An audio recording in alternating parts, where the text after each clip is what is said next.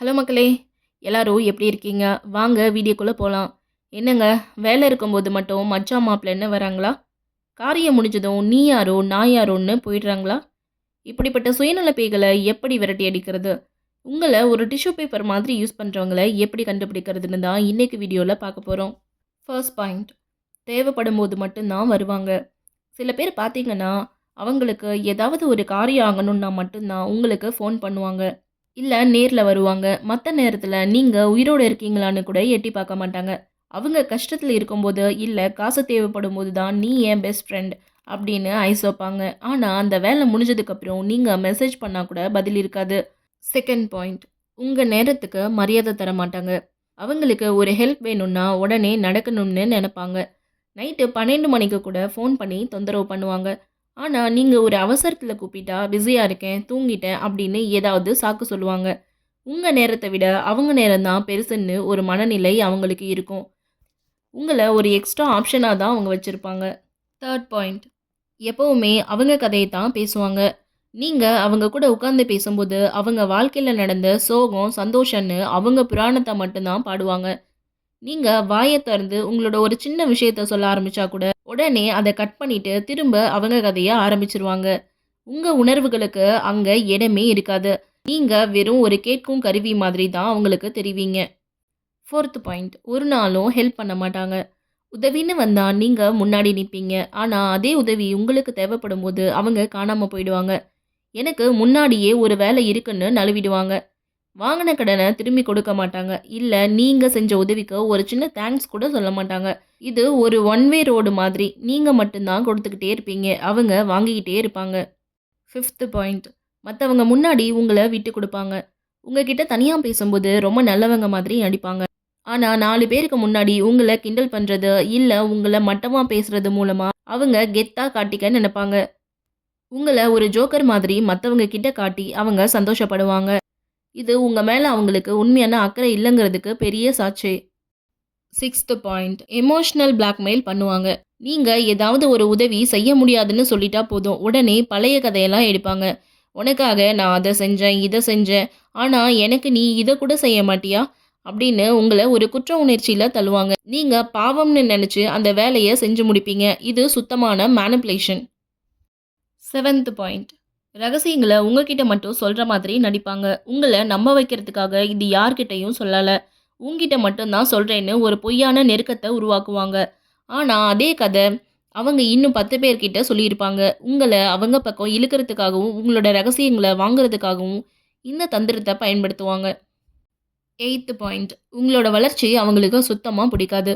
உங்களுக்கு ஒரு நல்ல வேலை கிடைச்சாலோ, இல்ல நீங்க முன்னேறினாலோ அவங்க முகத்துல ஒரு சின்ன சந்தோஷம் கூட இருக்காது. அதுக்கு பதிலா அந்த வெற்றியில இருக்கிற குறைய சொல்லுவாங்க. உங்கள என்கரேஜ் பண்றதுக்கு பதிலா எப்படி கீழ இழுக்கலான்னு தான் பார்ப்பாங்க.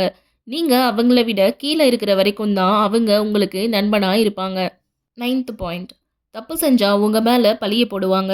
ஏதாவது ஒரு பிரச்சனைன்னு வந்தா டக்குன்னு பழிய உங்க மேல தூக்கி போட்டுட்டு அவங்க எஸ்கேப் ஆயிடுவாங்க. நீ தானே சொன்ன, உன்னால தான் இப்படி ஆச்சுன்னு உங்கள கை காட்டுவாங்க. பொறுப்பை ஏத்துக்கிற குணம் அவங்க கிட்ட இருக்காது. அவங்க தப்ப மறைக்க உங்கள ஒரு கேடயமா யூஸ் பண்ணுவாங்க. 10th பாயிண்ட், புகழ்ந்து பேசியே காரியம் சாதிப்பாங்க. உன்னால மட்டும்தான் இது முடியும். நீ ரொம்ப புத்திசாலின்னு அளவுக்கு அதிகமா ஐஸ் வைப்பாங்க. நமக்கும் அது கேட்க சந்தோஷமா இருக்கும். சரின்னு அவங்க சொன்ன வேலைய செஞ்சு கொடுப்போம். ஆனா அந்த வேலை முடிஞ்சதும் அந்த புகழ்ச்சி எல்லாம் காணாம போயிடும். புகழ்ச்சிய ஒரு ஆயுதமா பயன்படுத்தி உங்கள வேலை வாங்குவாங்க. கண்டிப்பா இந்த மாதிரி ஆட்கள் கிட்ட இருந்து நம்மள நாமளே காப்பாத்திக்கிறது ரொம்ப முக்கியம். மனசளவுல கஷ்டப்படாம அவங்க கிட்ட இருந்து எப்படி தள்ளி நிக்கலாங்கிறதுக்கு இதோ சில வழிகள். நோ சொல்ல பழகிக்கோங்க. நம்ம ஊர்ல நிறைய பேருக்கு இருக்கிற பெரிய பிரச்சனையே இதுதான். யாராவது ஏதாவது கேட்டா இல்லன்னு சொன்னா அவங்க மனசு கஷ்டப்படுமேன்னு நினைப்போம். ஆனா தப்பானவங்க அதைத்தான் சாதகமா பயன்படுத்திப்பாங்க. முதல்ல உங்களால முடியாத விஷயத்துக்கு தயங்காம இப்ப என்னால முடியாதுன்னு சொல்லுங்க. நீங்க நோ சொல்லும்போது அவங்க கோவப்பட்டாலோ, இல்ல உங்கள விட்டு விலகி போனாலோ, அவங்க உங்கள வெறும் தேவைக்காகத்தான் வச்சிருக்காங்கன்னு அர்த்தம். உங்க நேரத்துக்கு மதிப்பு கொடுங்க. மத்தவங்களுக்கு உதவி செய்றது தப்பில்ல. ஆனா உங்க வேலைய விட்டுட்டு அவங்க வேலைய செய்யாதீங்க. எனக்கு இன்னைக்கு முக்கியமான வேலை இருக்கு. நாளைக்கு வேணா பார்க்கலாம் அப்படின்னு சொல்லி பாருங்க.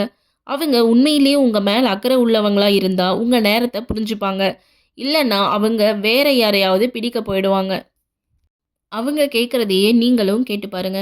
உங்கள அதிகமாக பயன்படுத்துறவங்க கிட்ட நீங்க ஒரு சின்ன உதவி கேட்டு பாருங்க. உதாரணமா, "மச்சான் எனக்கு ஒரு ரூ. 500 அவசரமா வேணும். இல்ல என்ன அந்த இடத்துல கொண்டு போய் விடுறியா?" அப்படின்னு ஒரு தடவ கேட்டு பாருங்க. அவங்க உடனே 1000 சாக்கு சொன்னாங்கன்னா, அவங்க கிட்ட இருந்து நீங்க மெதுவா விலக ஆரம்பிக்கலாம். கொடுக்கறது மட்டும் நட்பு இல்லங்க, வாங்குறதும் தான். உங்க பர்சனல் விஷயத்திலயோ, இல்ல உங்க நேரத்திலயோ அவங்க தலையிடுறத அனுமதிக்காதீங்க. "இந்த நேரத்தில எனக்கு ஃபோன் பண்ணாதீங்க. இல்ல இந்த விஷயத்த பத்தி நான் பேச விரும்பல." அப்படின்னு கராரா சொல்லிடுங்க. உங்க எல்லை என்னன்னு அவங்களுக்கு தெரிஞ்சாலே உங்கள ஒரு கருவியா நினைக்க மாட்டாங்க.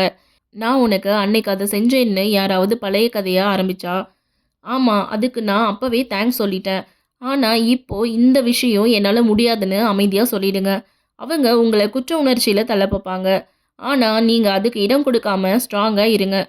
சில பேர் திருந்தவே மாட்டாங்க. அவங்க கிட்ட ஃபோன் பேசுறத குறைச்சுக்கோங்க. நேர்ல பார்க்கறத தவிர்த்துடுங்க. நீங்க பிஸியா இருக்கீங்கன்னு அவங்களுக்கு தெரிஞ்சாலே அவங்க அடுத்த ஆள தேடி போயிடுவாங்க. உங்க எனர்ஜிய இந்த மாதிரி ஆட்கள் கிட்ட வீணாக்காம, உங்களுக்கு உண்மையா இருக்கிறவங்க கிட்ட செலவு பண்ணுங்க.